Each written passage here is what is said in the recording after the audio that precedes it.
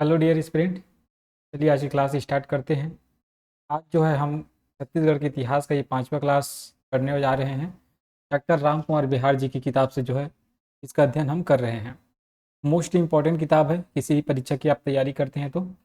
अगर आप चैनल पर पहली बार आए हैं, पहली बार आज मेरा क्लास देख रहे हैं आप, तो आपसे रिक्वेस्ट है कि चैनल को जरूर सब्सक्राइब करिए। साथ ही इसके पहले जितना भी मेरा वीडियो है ना छत्तीसगढ़ के इतिहास का, उसको क्रम से आप देखिए, तभी ये सीरीज़ पढ़ने का आपके लिए आपका महत्व बनेगा। क्योंकि अगर आप जो है पहले की क्लास को नहीं देखते हैं, केवल इसी क्लास को देखते हैं, है ना, और स्किप करके चले जाते हैं, तो ये आपके लिए कोई काम का नहीं है, किसी प्रकार का फ़ायदा नहीं होने वाला इससे। तो अगर आप वाकई में अच्छे से तैयारी करना चाहते हैं, अगर वाकई में आप एग्ज़ाम निकालना चाहते हैं, वाकई में आप पढ़ने वाले हैं और आपको नौकरी की ज़रूरत है, सरकारी नौकरी की आपकी अगर ड्रीम है, तब तो आपको ये बुक पढ़ना ही पड़ेगा। इसके बिना जो है आप मान के चलिए छत्तीसगढ़ के इतिहास की तैयारी नहीं कर सकते, क्योंकि डायरेक्ट यहाँ से लाइन टू लाइन प्रश्न बनता है। और मैं समझता हूँ ये किताब अगर आपने नहीं पढ़ा, अगर आप तैयारी करने वाले हैं, चाहे आप पीएससी की तैयारी करते हो, चाहे आप व्यापम की तैयारी करते हो, अगर आप एक तैयारी करने वाले स्टूडेंट हैं और इस चीज़ को अगर आप नहीं पढ़ें, इस किताब को, तो आप कितना भी तैयारी कर ले, कहीं ना कहीं वो कम ही रह जाएगा। ठीक है, क्योंकि लगातार इससे क्वेश्चन आपको देखने को मिलेगा। साथ ही डॉक्टर एल एन वर्मा की किताब जो ज्योग्राफी की किताब है, उससे भी क्वेश्चन देखने को मिलेगा। टी के वैष्णव जी की किताब से आपको जो है क्वेश्चन देखने को मिलेगा। हेमू यदु जी की किताब से आपको आपको क्वेश्चन देखने को मिलेगा। राम कुमार चंदेल जी की किताब से आपको क्वेश्चन देखने को मिलेगा। ऐसे अनेकों एक किताब है जहाँ से क्वेश्चन देखने को मिलेगा। कोई लोकल पब्लिशर की बुक से आपको जो है क्वेश्चन देखने को नहीं मिलेगा, वो तो आए हुए क्वेश्चन को छापते हैं, है ना, उसके बाद उसके किताब में मिल जाएगा। लेकिन आपको नया क्वेश्चन अगर बनाना है तो बहुत सारे ऐसे किताब है जिसका अध्ययन आपको करना आवश्यक है। अगर आप नहीं करते तो मान के चलिए कहीं ना कहीं आप जो है कंपटीशन से पीछे ही रह जाएंगे। क्योंकि अब जिस हिसाब से कट ऑफ जा रहा है, तो मैं समझता हूँ कि एक एक नंबर का बहुत वैल्यू है। ठीक है, बहुत वैल्यू है, एक एक नंबर से अब डिसाइड होता है रैंक। ठीक है, अगर आप 80 नंबर लाते हैं तो भी आपकी श्योरिटी नहीं है कि आपका सिलेक्शन हो जाएगा। क्योंकि अभी जिस हिसाब से कट ऑफ जा रहा है, तो 80% 80 नंबर लाने वालों का भी अब सिलेक्शन निश्चित नहीं है कि वो सिलेक्ट हैं। ठीक है, तो चलिए ज़्यादा समय व्यर्थ नहीं करते हैं और आगे क्लास करते हैं। आपसे रिक्वेस्ट है बस कि आप जो है चैनल को सब्सक्राइब करें, ज़्यादा से ज़्यादा। आप अगर सब्सक्राइब करते हैं, वीडियो को लाइक करते हैं, शेयर करते हैं, कमेंट करते हैं, तो मुझे भी अच्छा लगेगा, ताकि मैं भी आपके लिए जो वीडियो है कंटिन्यू कर पाऊँ। ठीक है, चलिए स्टार्ट करते हैं। आज जो है हम बस्तर के जो सोमवंश है, बस्तर के जो सोमवंश, बस्तर के जो छिंदक नागवंश है, उसके बारे में अध्ययन करेंगे। तो बस्तर के जो छिंदक नागवंश है ना, बहुत ही इंपॉर्टेंट नागवंश है, खासकर सोमेश्वर प्रथम। ठीक है? सोमेश्वर प्रथम के बारे में जो है आज हम अध्ययन करेंगे इस वीडियो के माध्यम से। आप पढ़े भी होंगे, अगर आप पहले से तैयारी कर रहे हैं तो आपको मालूम होगा कि सोमेश्वर प्रथम और जायजल्य देव के बीच क्या होता है, युद्ध होता है, जिसमें जायजल्य देव जो है सोमेश्वर के परिवार को बंदी बना लेता है। ये बात आप किताबों में पढ़े होंगे। ठीक है, अगर आप केवल वही किताब को पढ़े हैं, ठीक है, अगर आप इस किताब का अध्ययन नहीं किए हैं, अगर डॉक्टर राम कुमार बिहार जी की किताब का अध्ययन नहीं किए हैं, तो आपको एक बात मालूम नहीं होगा कि जाजल्य देव प्रथम और सोमेश्वर प्रथम दोनों साड़ू भाई थे। ठीक है, ये बात आपको नहीं मालूम होगा। तो चलिए आज जानते हैं उनकी कहानी। ये मोस्ट इंपॉर्टेंट है आपके एग्जाम के दृष्टिकोण से, खासकर जो बस्तर के छिंदक नाग वंश है और उसमें जो राजा सोमेश्वर प्रथम, सोमेश्वर देव जो प्रथम है, मोस्ट इंपॉर्टेंट राजा है। अगर बस्तर के इतिहास की बात करें तो स्वर्ण अक्षरों में उनका नाम लिखा जाएगा, ऐसा राजा है। ठीक है, बहुत प्रतापी राजा। चलिए तो उनके बारे में जानते हैं आज। बस्तर का छिंदक नागवंश, नागवंश के नाम से जानते हैं या छिंदक नागवंश के नाम से जानते हैं। जब नल वंश का यहाँ शासन समाप्त हुआ, उसके बाद कुछ समय तक अंधकार युग रहा, है ना, कुछ पता नहीं चलता कि कौन से जो राजा है या शासक वंश है इन्होंने शासन किया। तो उसके बाद धीरे से जो है बस्तर के नागवंश का या छिंदक नागवंश का उदय होता है, जिनका शासन यहाँ चलता है बस्तर वाले क्षेत्र में। तो बस्तर में अभी दो वंश के बारे में आपने पढ़ा, एक नल वंश, अब इसके बाद पढ़ेंगे छिंदक नागवंशों के बारे में। मोस्ट इंपॉर्टेंट है बस्तर के लिए। ठीक है, तो नागवंश के छिंदक नागों का बस्तर में शासन था। नागवंश की ही एक शाखा छिंदक नाग, उसका बस्तर में शासन था। इनके कई शिलालेख बस्तर अंचल से हमको प्राप्त हुए हैं। इनका उल्लेख चक्रकूट चक्रकूट के राजा के रूप में हुआ है। यह मध्यकालीन भारत में वर्तमान बस्तर का भूभाग इसी के नाम से जाना जाता था। ठीक है, मतलब जो बस्तर वाला क्षेत्र है उसको किस नाम से जानते थे? चक्रकोट्टा, चक्रकोट या चक्रकोट के नाम से जानते थे। छिंदक राजा जगदलपुर से 90 किलोमीटर दूर बारसूर को अपना राजधानी बनाकर राज्य करते थे, शासन करते थे। ये कश्यप गोत्र के थे, याद रखें कौन से गोत्र के थे? ये कश्यप गोत्र के थे। और इनके ध्वज में सर्प चिन्ह युक्त, है ना, मतलब इसके इनके जो ध्वज है उसमें सर्प का चिन्ह बना हुआ था, तथा इनके जो प्रतीक चिन्ह है, इनके राजकीय जो चिन्ह था उसमें बाघ और बाघ के शावक का जो है प्रतीक बना हुआ था, चिन्ह बना हुआ था। ये नागवंशी अनेक उपाधि धारण किए हुए थे। इनकी एक उपाधि थी सर्वोत्तम शहर भोगवती के स्वामी, ठीक है, मतलब इनका उपाधि का नाम क्या था? भोगवती के स्वामी अपने आप को कहते थे, क्योंकि ये भोगवती में शासन करते थे, याद रखेंगे। यह भोगवती एक पौराणिक नगर है। श्री रोहिणी झा के अनुसार, रोहिणी झा जी कहते हैं, आधुनिक बस्तर के भोगराम दंतेवाड़ा को प्राचीन भोगवतीपुरम का लक्षक माना जा सकता है। मतलब जो दंतेवाड़ा का भोगराम है उसी को भोगवती माना जा सकता है। डॉक्टर रामकुमार बेहार जी कहते हैं, सर्वोत्तम नगर भोगवती था, अतः उसके कुछ अवशेष जब तक प्राप्त नहीं होते तब तक किसी स्थान को हम उसका लक्षक मानने में गहरी आपत्ति करते हैं। ठीक है, मतलब उनको आपत्ति है कि भाई जब तक आप प्रमाण नहीं है, कोई अवशेष नहीं मिला है, तो कैसे आप बोल देंगे कि वही क्या था? भोगवती था। ठीक है, चलिए। नागयुगीन बस्तर अंचल विस्तृत था।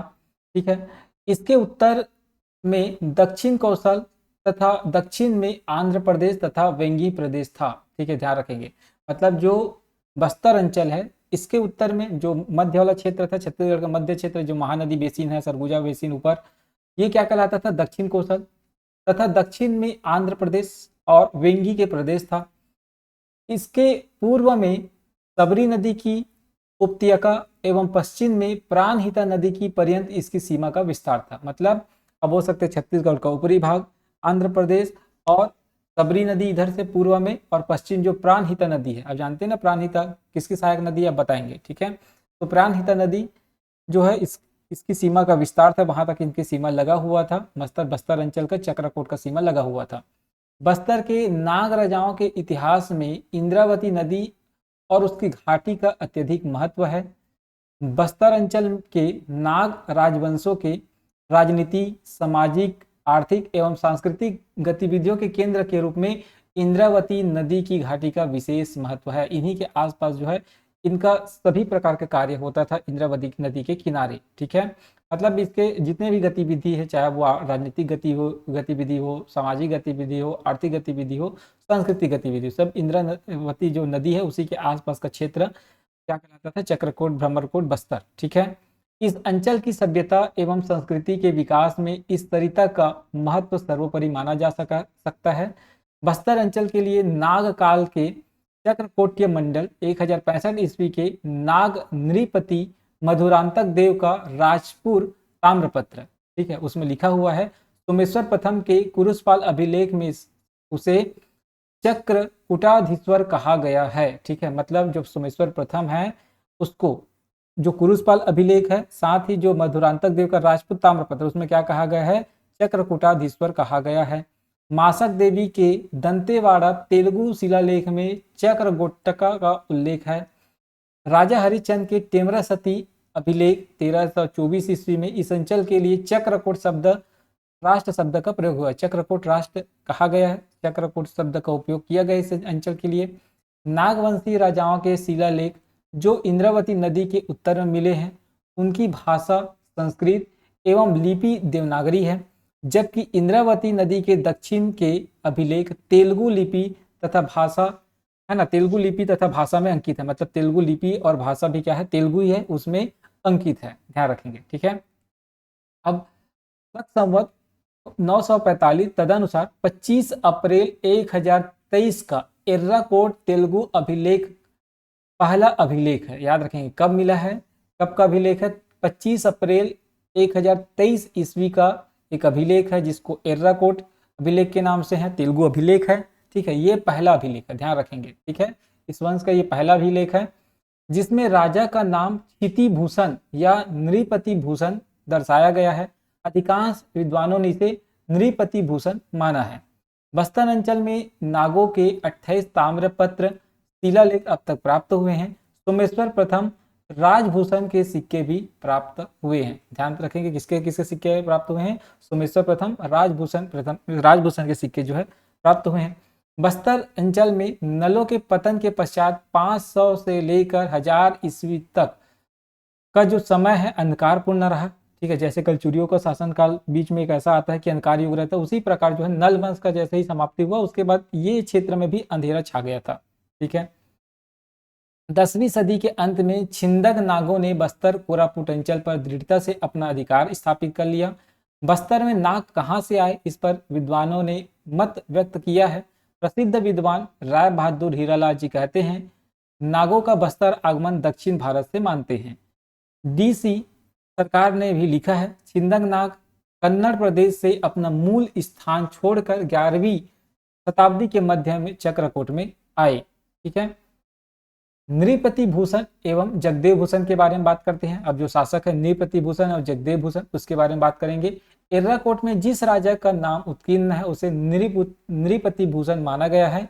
योगेंद्रशील भी यही मानते हैं, एक इतिहासकार है योगेंद्रशील जी, वो भी यही मानते हैं कि नृपति भूषण जो नाम है वो नृपति भूषण ही है। 1023 से लेके 1060 ईस्वी के बीच नृपति भूषण और जगदेव भूषण धारावर्ष का शासन था। दोनों राजाओं ने 1023 से लेके 1060 ईस्वी के बीच जो है शासन किया होगा।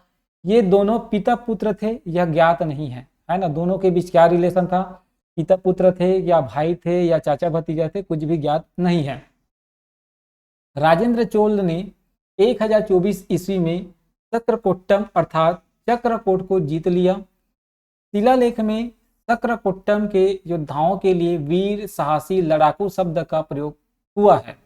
आर.सी. मजूमदार जी कहते हैं, यह संभावना व्यक्त किया कि चक्रकोट का कथित नाग राजा नृपति भूषण है। उपयुक्त चोल आक्रमण हुआ होगा।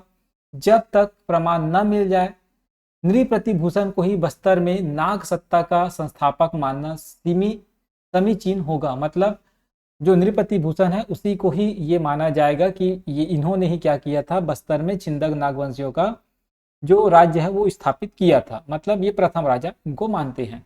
नृपति भूषण के पश्चात जगदेव भूषण धारावर्ष हुए।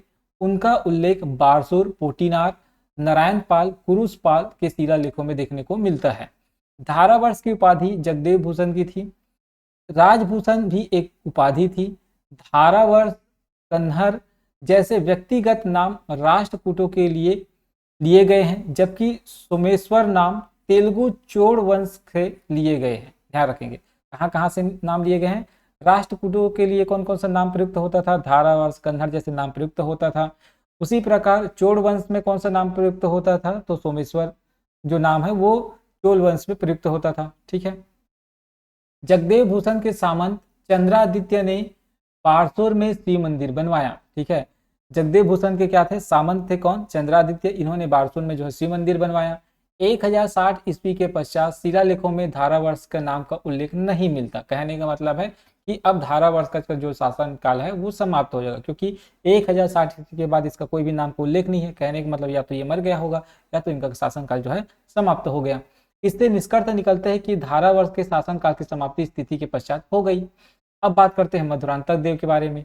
मधुरांतक का शासनकाल 1060 ईस्वी से प्रारंभ होता है।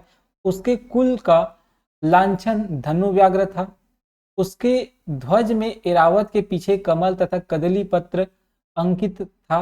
यह दर्शाता है कि वह मूल नागों से पृथक वंश का नाग नृपति था। ठीक है, ध्यान रखेंगे कि मधुरांतक का शासनकाल 1060 से चालू होता है। उसके कुल में एक व्यक्ति था धनु व्याघ्र।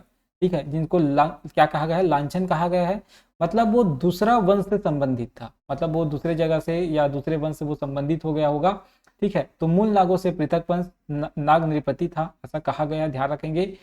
चक्रकोट तथा भ्रमरकोट है ना, चक्रकोट तथा भ्रमरकोट बस्तर अंचल के दो मुख्य मंडल थे। इनमें से भ्रमरकोट मंडल का ही मधुरांतक देव मांडलिक था। याद रखेंगे, मधुरांतक देव कौन से मंडल का मांडलिक था, तो भ्रमरकोट मंडल का। ठीक है, प्रवीर चंद भंसदेव जी लिखते हैं, जहां तक मैं समझता हूं भ्रमरकोट मंडल नारंगी नदी के दाहिने पर होगा। कहने का मतलब नारंगी नदी कहाँ है, तो नारंगी नदी कोंडागांव जिला आप जानते हैं, तो उसके दाहिने पर होगा। मधुरांतक ने धारावर्ष को युद्ध में परास्त कर संभवतः राज सत्ता प्राप्त की थी।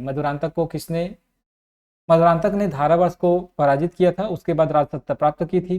सोमेश्वर प्रथम ने मधुरांतक को परास्त कर, ठीक है, मधुरांतक ने धारावर्ष को पराजित किया था, और सोमेश्वर ने मधुरांतक को पराजित कर और उसकी हत्या कर बस्तर अंचल के दोनों मंडलों पर अधिकार स्थापित कर लिया। चक्रकूट नगर को राजधानी बनाकर शासन उन्होंने किया। मतलब कहने का मतलब है कि मधुरांतक धारावर्ष को पराजित करता है, ठीक है, और मधुरांतक को सोमेश्वर पराजित करता है। अब आ गया सोमेश्वर का शासनकाल, मोस्ट इंपॉर्टेंट है, ठीक है। चक्रकूट से संलग्न टेमरा महानगर का उल्लेख महादेवी के कुरुसपाल अभिलेख में हुआ है, ठीक है। मधुरांतक को राजपुर ताम्रपत्र में भ्रमरकोट्य का राजा कहा गया है। उसकी विरुद्धावली बड़ी थी, मतलब उसका जो शासन काल है, उसका जो क्या बोल सकते प्रसिद्धि थी, बहुत बड़ी थी। भोगवती पुरेश्वर उसकी विरुद्धावली थी, मतलब वो क्या उपाधि धारण करते थे, कौन सा उपाधि, भोगवती पुरेश्वर की उपाधि धारण करते थे। डॉक्टर के झा लिखते हैं, चक्रकूट के छिंदक नागों की मूल शाखा के एवं मांडलिक के रूप में उसी कुल का एक सदस्य मधुरांतक देव भ्रमरकोट मंडल में शासन करता था। मधुरांतक ने नाग साम्राज्य को विकसित करने के लिए 1065 ईस्वी पूर्व अनेक युद्ध किए। ये युद्ध कोरापुट कालाहंडी क्षेत्र में हुए होंगे। सोमेश्वर प्रथम के कुरुसपाल अभिलेख से यह स्पष्ट लिखा है कि निहत्य वीरो मधुरांतकम नृप महाबलस्तम मधुरा वीरने। जिस प्रकार से नारायण ने मधुर तथा अन्य दैत्यों का वध किया था, उसी तरह सोमेश्वर ने युद्ध में महाबली मधुरांतक का वध किया। कहने का मतलब देखो, महाबली शब्द लगाया, कहने का मतलब जो मधुरांतक देव है कहीं ना कहीं एक शक्तिशाली राजा रहा होगा, जिन्होंने अपने दम पर अपने साम्राज्य का विस्तार किया है, ठीक है। अब ऐसे शासक को हराना एक बहुत बड़ी बात है ना। तो कहीं ना कहीं जो सोमेश्वर प्रथम है वो भी उनसे ज्यादा शक्तिशाली रहे होंगे, तभी तो मधुरांतक देव को क्या कर रहे हैं, पराजित कर रहे हैं, ठीक है। चलिए, चक्रकूट मंडल पर शासन करने वाले नाग नृपतियों में ये जो शासन क्रम है उसको जानते हैं। सबसे पहले नृपति भूषण जी जो है शासन करेंगे, फिर जगदेव भूषण धारावर्ष, फिर मधुरांतक देव, सोमेश्वर देव प्रथम, कन्हर देव, जयसिंह देव, सोमेश्वर देव द्वितीय, नरसिंह देव, कन्हर देव द्वितीय, हरिश्चंद्र देव, इनका जो है शासन का जो है चलेगा। अब इसके बारे में जानते हैं, ठीक है।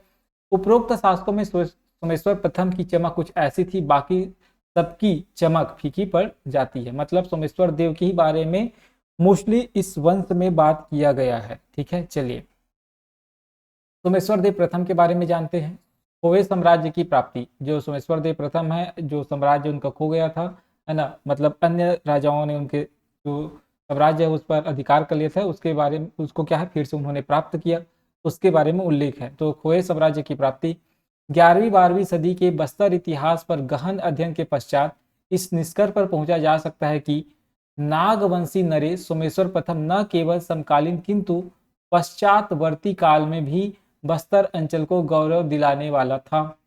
पिता धारावर्ष द्वारा खोए हुए साम्राज्य को पुनः प्राप्त करने वाले पुत्र गौरवशाली होते हैं, ठीक है, क्योंकि इनके पिता का नाम क्या है, धारावर्ष, और धारावर्ष को कौन पराजित किया था, मधुरांतक देव। तो मधुरांतक देव उनके साम्राज्य में अधिकार कर लिया था। अब ये मधुरांतक देव को पराजित करते हैं और पुनः जो अपने साम्राज्य को प्राप्त करते हैं। इसीलिए इनके बारे में कहा गया है कि पिता धारावर्ष द्वारा खोए हुए साम्राज्य को पुनः प्राप्त करने वाले पुत्र क्या होते हैं, गौरवशाली होते हैं। मतलब अपने पिता की संपत्ति को ये वापिस ला रहा है, तो जाहिर सी बात है भाई, ये गौरव की बात है, ठीक है। चक्रकोट ने नाग राज्य की चतुर्दिक विस्तार देकर सोमेश्वर ने ऐतिहासिक उपलब्धि पाई। मतलब चारों दिशाओं में ये जो है अपने साम्राज्य का क्या करते हैं, विस्तार करते हैं। सोमेश्वर प्रथम के कुरुसपाल शिलालेख का ऐतिहासिक महत्व है। इससे न केवल चक्रकोट वरन समकालीन सीमावर्ती राज्यों और उसके शासकों के बारे में भी जानकारी मिलता है। कौन सा अभिलेख, कुरुसपाल अभिलेख, मोस्ट इंपॉर्टेंट है। किसका है, तो सोमेश्वर प्रथम के, ध्यान रखें, इसको पूछा जाता है, ठीक है। तो कुरुसपाल अभिलेख किसका है, सोमेश्वर प्रथम के है, सही जोड़ी मिलाव में आता है। विजेता व साम्राज्य विस्तारक के रूप में सोमेश्वर प्रथम की गणना होती है। समकालीन परिस्थितियों के गहन अध्ययन से सोमेश्वर के कूटनीतिज्ञ होने की पुष्टि होती है। कूटनीतिज्ञ सोमेश्वर प्रथम ने स्थिति का आकलन कर सही निष्कर्ष निकाला कि अकेले ही मधुरांतक से निपटा नहीं जा सकता। ठीक है, मधुरांतक चोलों से गठबंधन के प्रत्युत्तर में सोमेश्वर प्रथम ने दक्षिण के चालुक्यों से गठबंधन किया। मधुरांतक चोलों से क्या करते गठबंधन किया हुआ था और सोमेश्वर प्रथम ने दक्षिण के चालुक्यों से गठबंधन किया और सफलता प्राप्त की।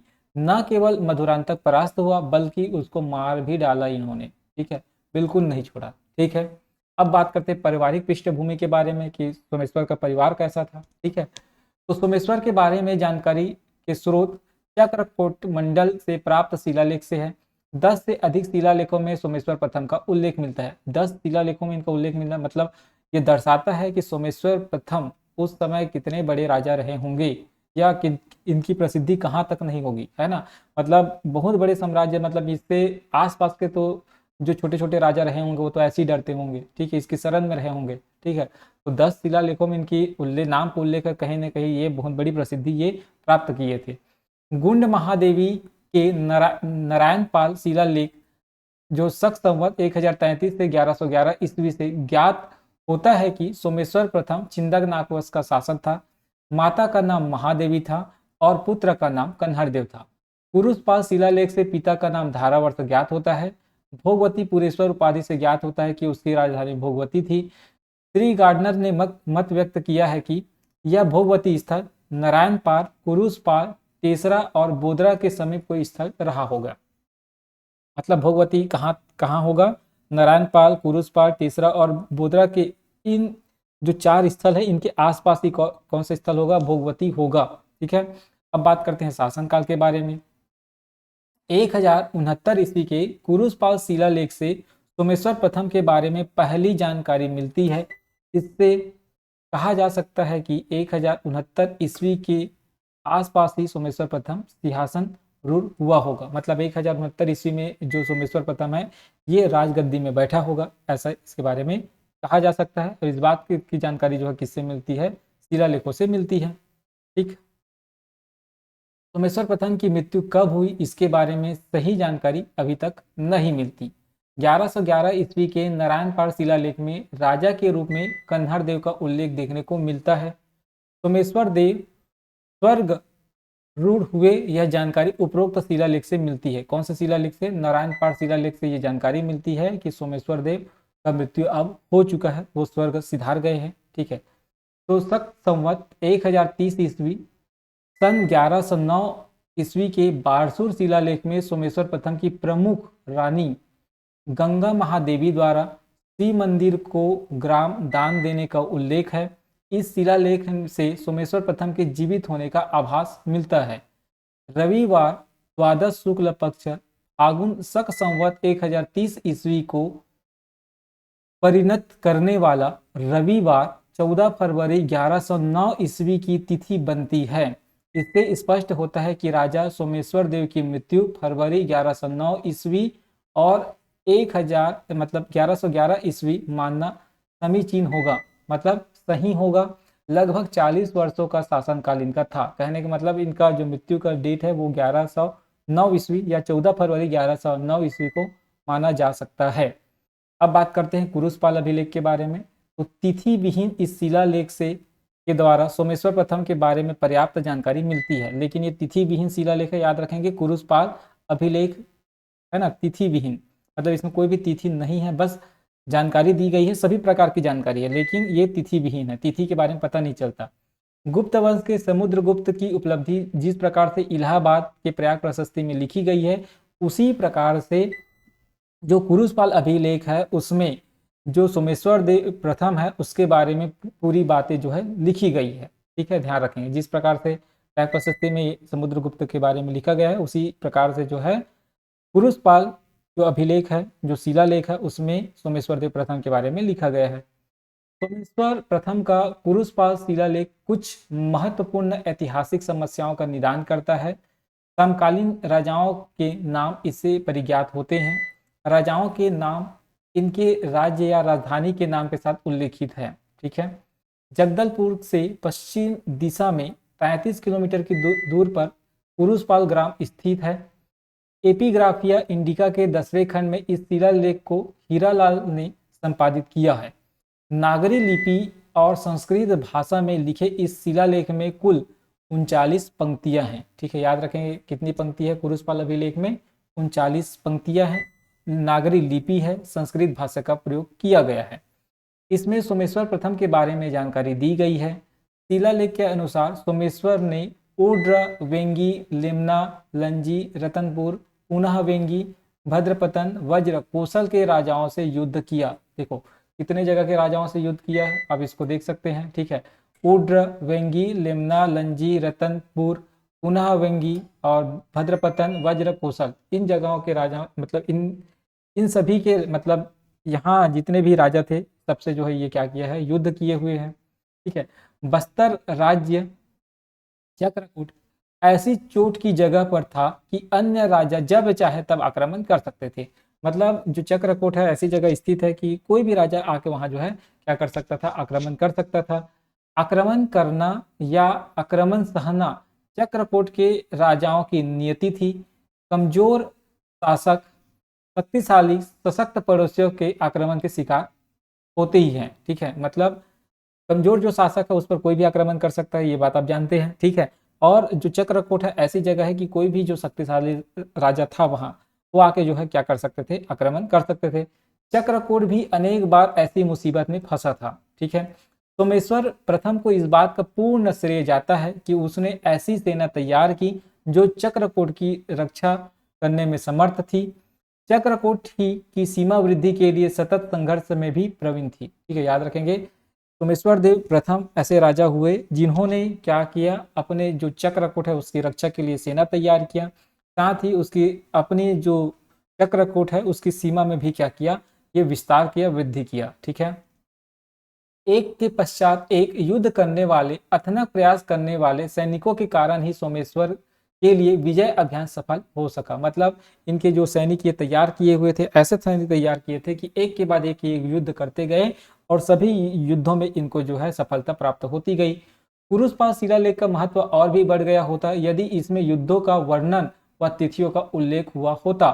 तिथि विहीन इस शिलालेख से तिथियों के बारे में अपेक्षा अकारत ही है। ठीक है, अगर इसमें तिथि लिख दी जाती कुरुसपाल अभिलेख में तो इनके इतिहास को जानना और आसान हो जाता है, इनके बारे में जानना और भी आसान हो जाता कि ये युद्ध कब कब लड़े गए थे और किनके साथ लड़े गए थे। ठीक है, सोमेश्वर प्रथम के अभियान के बारे में जानते हैं कि सोमेश्वर प्रथम ने कहाँ कहाँ अपना अभियान चलाया और उस अभियान में इनको सफलता मिली कि नहीं मिली उसको हम जानते हैं।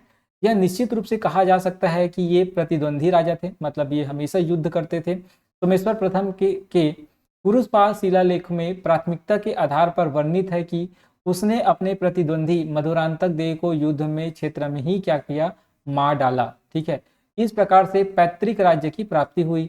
अभिलेख से स्पष्ट होता है कि उसने चतुर्दिक मतलब चारों दिशाओं में अपने साम्राज्य का विस्तार किया। चक्रकोट के उत्तर में स्थित कोसल, रतनपुर, लेमना, भद्रपतन, लंजी, दक्षिण में स्थित बेंगी, पूर्व में स्थित उड्र, पश्चिम में स्थित वज्र कोसल के राजाओं से उन्होंने क्या किया, युद्ध किया। मतलब सभी दिशाओं में जाकर ये उन्होंने युद्ध किया, उत्तर दक्षिण पूरा पश्चिम में चारों दिशाओं में इन्होंने जाकर जो है युद्ध किया है। शिलालेख में वर्णित क्रम के अनुसार उनके युद्ध का वर्णन हम पढ़ेंगे कि उन्होंने कहाँ कहाँ जाकर कैसे कैसे जो है अपने साम्राज्य का विस्तार किया, युद्ध किया। ठीक है, अब हम बात करते हैं उड्र विजय के बारे में। सबसे पहले कहाँ गए, उड्र गए और वहां जो है इन्होंने वहां के राजा को परास्त किया और अपने साम्राज्य का विस्तार किया। शिलालेखों में राज्यों का उल्लेख उड्र से प्रारंभ होता है। उड्र या ओडु का वर्तमान रूप उड़ीसा माना जाता है।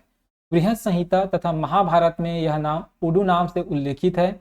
उड्र यानी वर्तमान उड़ीसा के अंचल के तत्कालीन राजा का नाम नहीं लिखा है, मगर पूरा विशेषज्ञ डीसी सरकार के अनुसार वह राजा सोमवंशी उद्घोतकेसरी महाभगुप्त चतुर्थ था। याद रखें कौन था, सोमवंशी राजा उद्घोतकेसरी महाभगुप्त चतुर्थ था।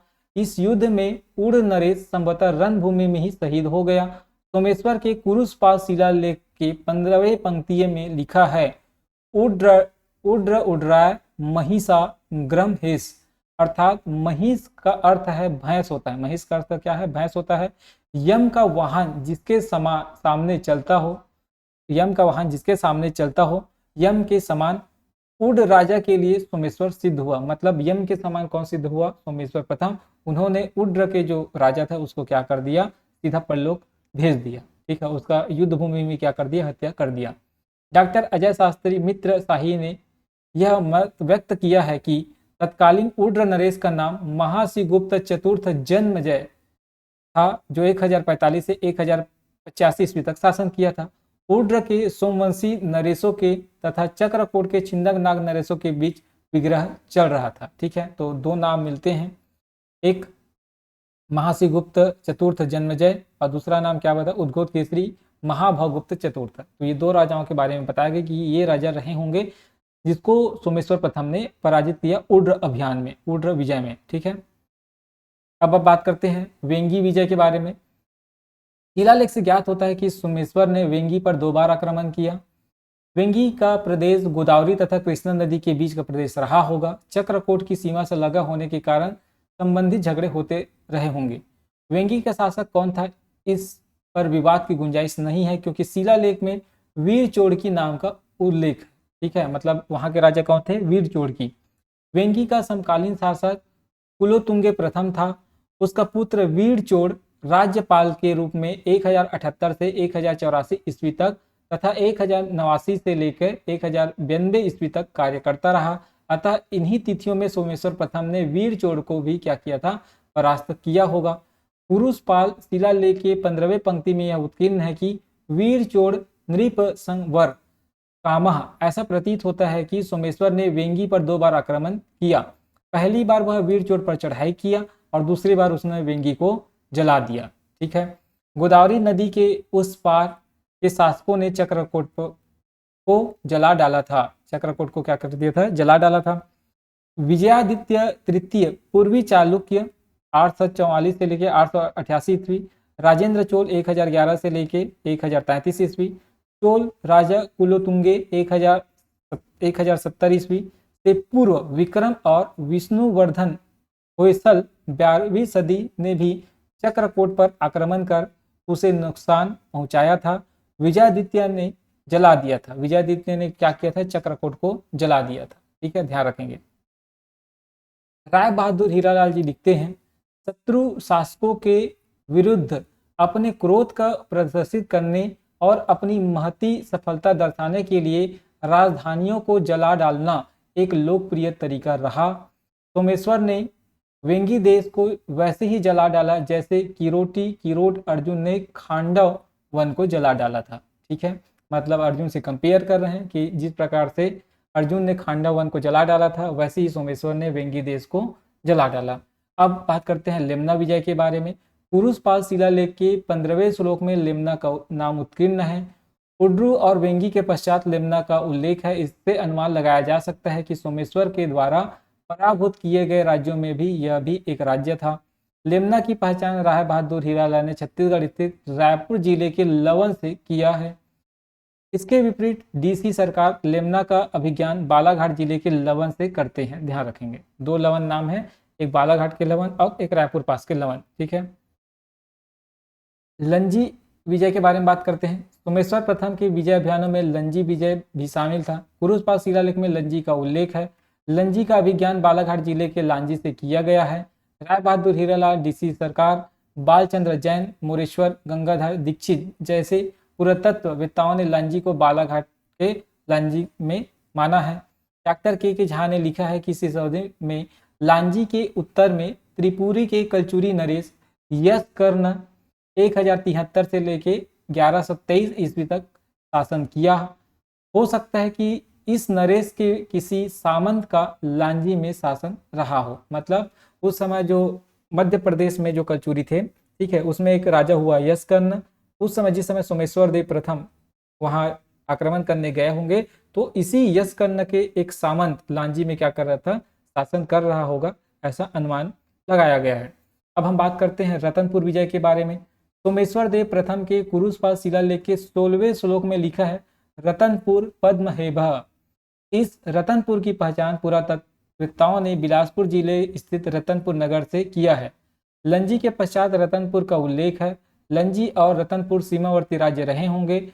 लंजी से रतनपुर की दूरी 193 किलोमीटर है।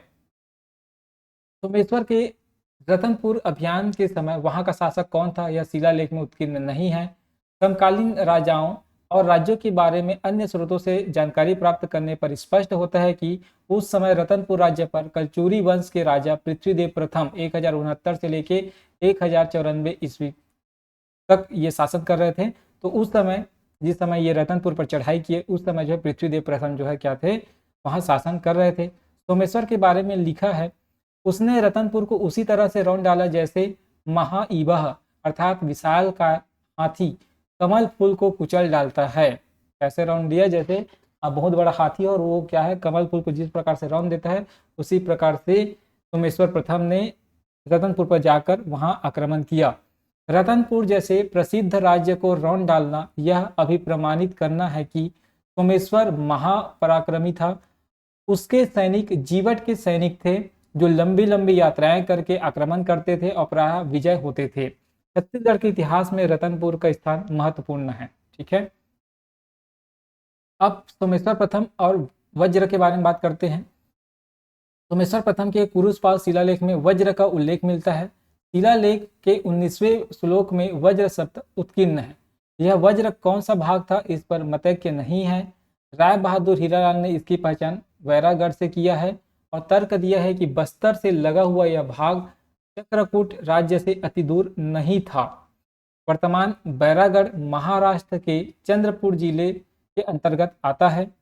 राजेंद्र चोल कुलोतुंग वैराग्राम वज्र वैरागढ़ पर आक्रमण कर हाथियों के कई झुंड अपने साथ ले आए। ठीक है, इसने राजेंद्र चोल।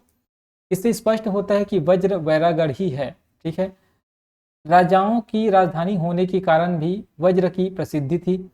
जाजल्यदेव के रतनपुर शिलालेख 1114 ईस्वी के में उल्लेख मिलता है कि वज्र का शासक दक्षिण कोसल के राजा को टैक्स देता था, कर देता था। ठीक है, जो वज्र के राजा है वो जाजल्य रतनपुर शिलालेख में उल्लेख मिलता है। दक्षिण कोसल के राजा कहने का मतलब है कि जो जाजल्य देव प्रथम उसको जो है टैक्स देता था। साथ ही ये उल्लेख नहीं है कि वह सोमेश्वर प्रथम को टैक्स देता था कि नहीं। ठीक है, इसका उल्लेख नहीं है। ठीक है, चलिए सोमेश्वर और भद्रपतन। कुरुसपाल शिलालेख में भद्रपतन का उल्लेख 19वें श्लोक में मिलता है। ठीक है, 19वें श्लोक में मिलता है। इस भद्रपतन की पहचान वर्तमान भांडक से किया गया है। वज्र से लगा हुआ भद्रपतन उल्लेखित है। बैरागढ़ से लगा हुआ भांडक नगर, इससे भी यह मत की पुष्टि होती है कि भांडक की भद्रपतन है। भांडक की क्या है, भद्रपतन है। वैरागढ़ से 70 मील दूर यह नगर स्थित है। भद्रावती के नाम से यह क्षेत्र जाना जाता था। पारंपरिक वर्णन मिलता है। महाकोशल की राजधानी होने का गौरव भी इसे प्राप्त था। चीनी यात्री भेनसांग ने भद्रावती की यात्रा की थी। याद रखेंगे, चीनी यात्री भेनसांग किसकी यात्रा की थी, भद्रावती की यात्रा इन्होंने किया हुआ था। सोमेश्वर ने भद्रपतन के शासक के साथ क्या सलूक किया, यह ज्ञात नहीं है। अब बात करते हैं कौशल विजय के बारे में। तो सोमेश्वर के कुरुसपाल अभिलेख में कौशल का उल्लेख 2 बार हुआ है। पहली बार रतनपुर अभियान के रूप में, तो दूसरी बार 6,96,000 ग्रामों पर अधिकार के संदर्भ में हुआ है। राय बहादुर हीरालाल ने कौशल का समीकरण दक्षिण कौशल से किया है। प्राचीन दक्षिण कौशल की सीमा काफी बड़ी थी। उत्तर दिशा में इसकी सीमा अमरकंटक को छूती थी। दक्षिण में बस्तर चक्रकोट, पूर्व से उड़ीसा तथा पश्चिम में आधुनिक बरार तक फैला हुआ था। समकालीन इतिहास के अध्ययन से परिज्ञात होता है कि दक्षिण कौशल पर रतनपुर के कलचुरी तथा स्वर्णपुर के सोमवंशी राजाओं का राज्य था। ध्यान रखेंगे, दक्षिण कौशल पर रतनपुर के कलचुरी तथा स्वर्णपुर के सोमवंशी शासकों का जो है शासन हुआ करता था। दक्षिण कौशल के अंतर्गत आने वाले बिलासपुर, रायपुर, दुर्ग, राजनांदगांव जिले रतनपुर के कलचुरियों के अधिकार क्षेत्र में आते थे। उड़ीसा के संबलपुर क्षेत्र सोमवंशियों के शासन क्षेत्र में आते थे, जिनके अधिकार में वर्तमान छत्तीसगढ़ का काफी भाग आता था। सोमवंश का अभिमन्यु सोमेश्वर प्रथम का समकालीन था। ध्यान रखेंगे, सोमवंश का अभिमन्यु है ना, सोमेश्वर प्रथम का समकालीन था, उसी के साथ साथ ये जो है शासन कर रहा था। जिस समय सोमवंश में अभिमन्यु शासन कर रहा था, उसी समय बस्तर क्षेत्र में सोमेश्वर प्रथम का शासन था। यह अभिमन्यु प्रतापी नरेश उद्घोष केसरी महाभगुप्त चतुर्थ की ओर से शासन करता था। ठीक है, इसको किसने रखा हुआ था?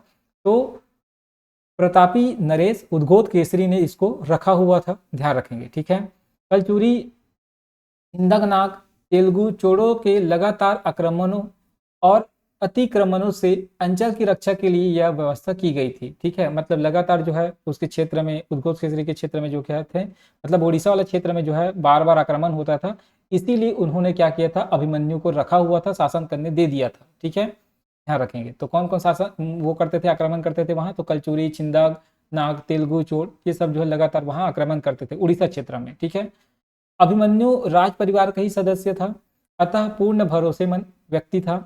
अभिमन्यु के अधीन दक्षिण कोसल का भाग था, जो 12वीं शताब्दी के प्रारंभ में अभिमन्यु के उत्तराधिकारी कुमार सोमेश्वर के अधीन हुआ। ठीक है, किसके अधीन हुआ? कुमार सोमेश्वर के अधीन हुआ। पद्म पुराण के अनुसार पारंपरिक रूप में कोसल में 10 लाख गांव थे। कितने गांव थे? कोसल क्षेत्र में 10 लाख गांव थे। यदि यहाँ ग्राम शब्द को सामान्य अर्थ से लिया जाए तो यह भी अतिशयोक्ति नहीं होगी। तथापि संकेत मिलता है कि सोमेश्वर ने कोसल के एक विशाल क्षेत्र पर आधिपत्य कर लिया था।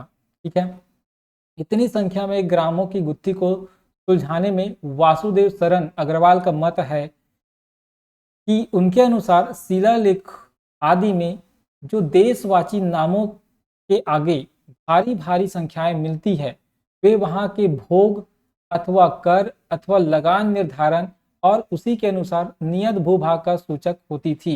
जैसे 1000 कारसानायन वाले ग्राम में 1000 हल भूमि होती थी। याद रखेंगे, 1000 कारसायन वाले ग्राम में 1000 हल भूमि होती थी। इस लाइन को याद रखेंगे। सोमेश्वर द्वारा कोसल जीतने का उल्लेख मिलता है, मगर 1114 ईस्वी के रतनपुर शिलालेख से स्पष्ट होता है कि कोसल के भाग पर कलचुरियों का अधिकार था।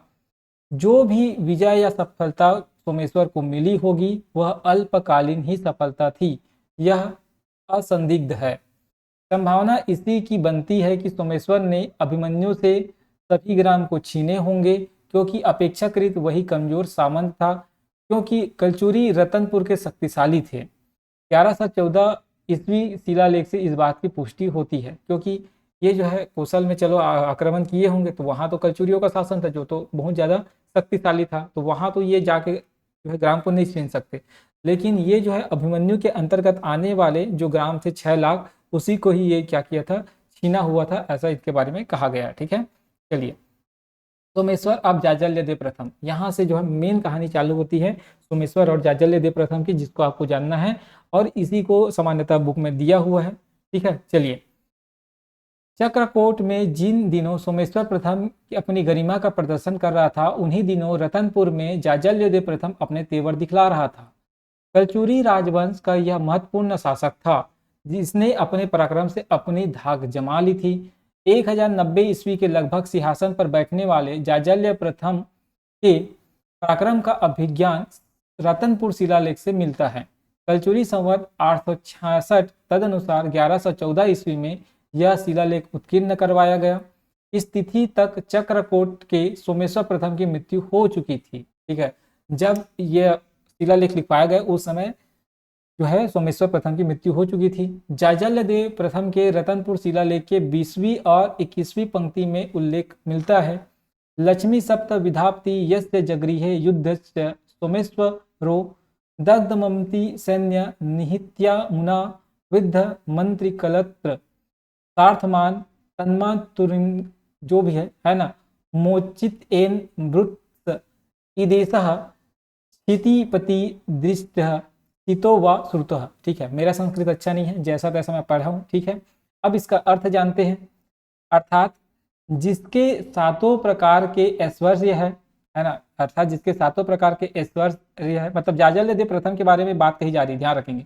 जिसके सातों प्रकार के ऐश्वर्य है, उसने सोमेश्वर को युद्ध में उसकी अपार सेना को मारकर, जलाकर और रानियों समेत कैद कर लिया, किंतु बाद में उसकी माता के कहने पर छोड़ दिया। बताइए आपने संसार में ऐसा कोई राजा देखा है या सुना है। ठीक है, इनके बारे में कहा गया है। जो ये पंक्ति लिखा हुआ है, इस पंक्ति में ही ये बातें लिखी है। मतलब जाजल्यदेव प्रथम के बारे में कहते हैं कि उसने सोमेश्वर देव प्रथम को क्या किया, पराजित किया, जलाकर मार डाला और उनकी रानी समेत उनके पूरे परिवार को बंदी बना लिया और उनकी माता को छोड़ दिया था। और माता के कहने पर जो है पूरे परिवार को छोड़ देता है। ठीक है, और इनके बारे में कहते हैं इस प्रकार के राजा आपने कहीं देखा है या सुना है। ठीक है, चलिए, रतनपुर का उपरोक्त शिलालेख अंश में जिस सोमेश्वर का उल्लेख हुआ है वह कौन था, इस पर मतैक्य नहीं है। मतलब इतिहासकार, जितने भी इतिहासकार है वो सब एक नहीं मानते कि यही सोमेश्वर प्रथम होगा। ऐसा नहीं कहा जा सकता, हो सकता है कोई दूसरा सोमेश्वर होगा वो, है ना। क्योंकि ये जो सोमेश्वर है, जो बस्तर के जो सोमेश्वर है, सोमेश्वर देव प्रथम, वो भी बहुत शक्तिशाली राजा है। ठीक है, तो इसलिए इसमें थोड़ा सा मत एक नहीं है। डॉक्टर हीलालाल शुक्ला ने लिखा है कि वस्तु स्थिति तो यह है कि जाजल्य देव द्वारा बंदी बनाया गया। सोमेश्वर सोनपुर का सोमेश्वर देव था, जो चक्रकोट के छिंदक नृपति सोमेश्वर प्रथम के अधीन एक मांडलिक था। ठीक है, ये कहा गया है कि जिस सोमेश्वर को जाजल्य देव प्रथम हराते हैं वो सोमेश्वर देव कौन थे, सोमेश्वर प्रथम के अधीन एक मांडलिक था, ऐसा कहा गया है। ठीक है, बालचंद्र जैन के मत व्यक्त किया है कि जाजल्य देव प्रथम द्वारा पराजित सोमेश्वर चक्रकोट का सोमेश्वर था। डॉक्टर मिरासी जी कहते हैं कि चक्रकोट के सोमेश्वर को ही जाजल्य देव प्रथम जो है पराजित किए हुए हैं। डीसी सरकार ने अपना मत व्यक्त किया है कि जाजल्य द्वारा पराजित सोमेश्वर पश्चिमी लंका सोनपुर का सोमवंशी राजकुमार सोमेश्वर था। रतनपुर शिलालेख का संपादन करते हुए किलहार्न ने लिखा है, बदले की भावना से प्रेरित होकर सोमेश्वर के राज्य पर जाजल्य देव प्रथम ने आक्रमण किया। बदले की भावना यह इंगित करता है कि चक्रकोट के सोमेश्वर पर ही आक्रमण किया गया था, क्योंकि उसी ने पूर्व में आक्रमण पर कोसल के 6,96,000 ग्राम छीन लिए थे। ध्यान रखेंगे। ठीक है, मतलब ये कहा जाता है, जो किलहार्न है वो लिखते हैं कि भाई जाजल्य देव प्रथम जो आक्रमण किए हैं वो बस्तर के ही सोमेश्वर देव प्रथम है, क्योंकि उन्होंने पूर्व में जो है अभिमन्यु से 6,96,000 जो ग्राम है उसको ले लिया था। या कहने का मतलब उन्होंने दक्षिण कोसल पर भी जो है क्या किया था, जब पृथ्वीदेव थे उस समय आक्रमण किया हुआ था, तो उसी का बदला लेने के लिए जो है जाजल्य देव प्रथम जो है वो आक्रमण करते हैं और उनको मार डालते हैं, उनके परिवार को क्या करते हैं, बंदी बना लेते हैं। ठीक है, डॉक्टर के झा ने लिखा है, अधिकांश विद्वानों के मतों में परिक्षेप इस बात की है कि अधिक संभावना है कि जाजल्य देव का संघर्ष छिंदकनाग सोमेश्वर से हुआ होगा।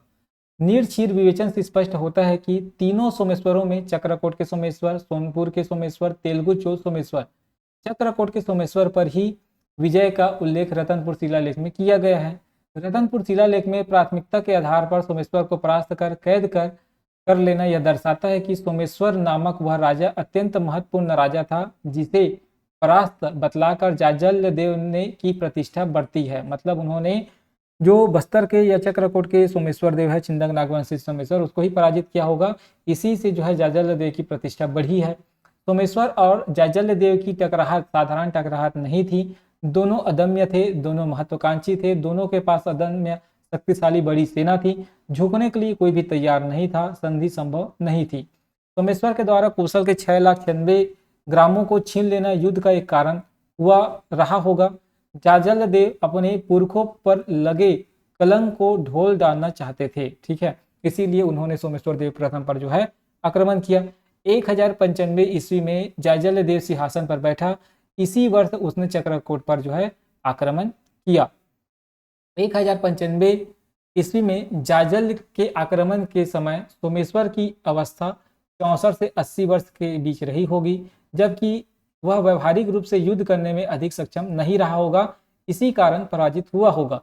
जाजल्य देव प्रथम ने संधि करने के लिए बाध्य किया होगा। ठीक है, डॉक्टर के झा के अनुसार सोमेश्वर देव प्रथम की पत्नी धरन महादेव कवर्धा के राजा धरणीधर की पुत्री थी। याद रखेंगे, सोमेश्वर देव प्रथम की पत्नी का नाम धरन महादेव, कहाँ के राजा की पुत्री थी, तो कवर्धा के राजा धरणीधर की पुत्री थी।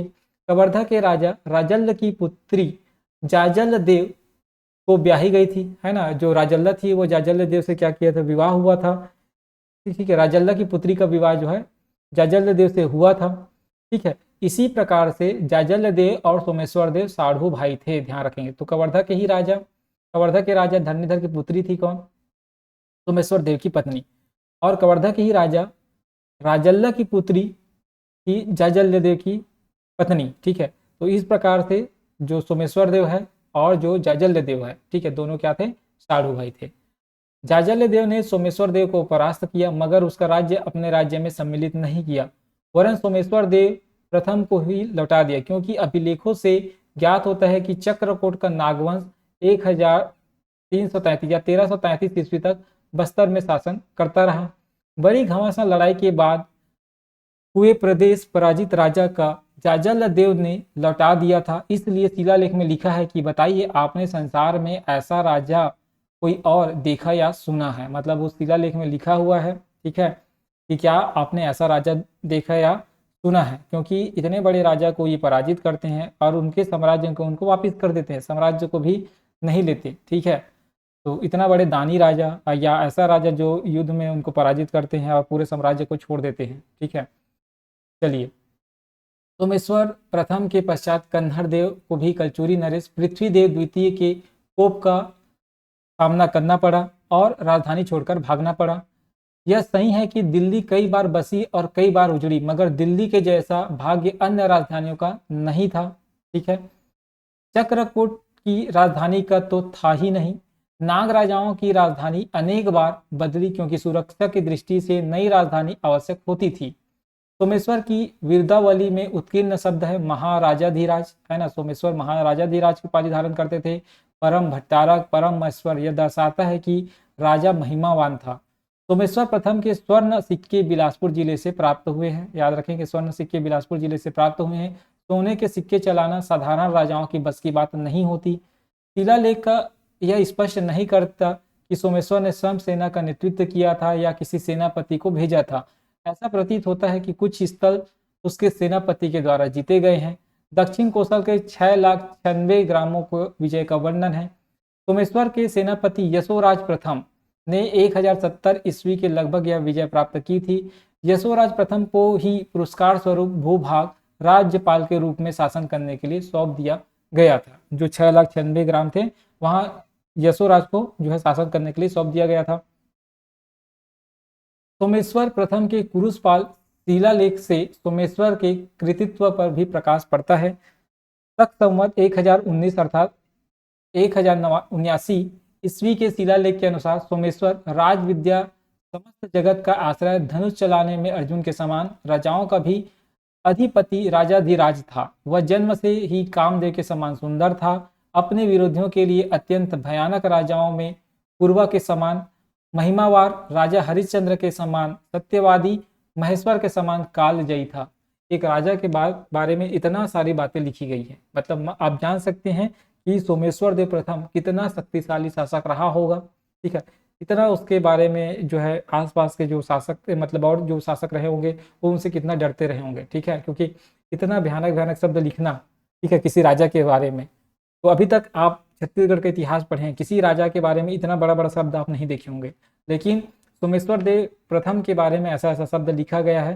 ठीक है, मतलब उसको देखो किन की राजाओं से कंपेयर किया गया है। ठीक है, इसमें संदेह नहीं कि सोमेश्वर प्रथम बस्तर के छिंदक, नागनृपति में सर्वाधिक पराक्रमी, कूटनीतिज्ञ में दक्ष, व्यक्तित्व का धनी, बस्तर के इतिहास में उसका शासनकाल स्वर्ण अक्षरों में लिखा जाएगा। ठीक है, मतलब आप सोच सकते हैं कि सोमेश्वर देव प्रथम बस्तर के एक ऐसे राजा थे जिनके बारे में आपको जानना चाहिए था। ठीक है, मोस्ट इंपॉर्टेंट राजा है और यहीं से क्वेश्चन बनता ही भी है। ठीक है, तो कुरुषपाल शिलालेख के बारे में ध्यान रखेंगे। तिथि विहीन शिलालेख है, सोमेश्वर देव प्रथम से जुड़ा हुआ शिलालेख है। जाजल्य देव का उल्लेख मिलता है। इसके जितने भी विजय अभियान है वहां से क्वेश्चन बनता है। ठीक है, ये कहाँ कहाँ विजय अभियान किया हुआ थे और वहाँ के राजा कौन कौन थे, याद रखेंगे, मोस्ट इंपॉर्टेंट है। ठीक है, ये क्लास कैसा लगा अवश्य बताइएगा आप। ठीक है, चलिए आज की क्लास यहीं एंड करते हैं। ठीक, इसका पीडीएफ आपको जो है टेलीग्राम में मिल जाएगा, आप टेलीग्राम से इसका पीडीएफ जो है डाउनलोड कर सकते हैं।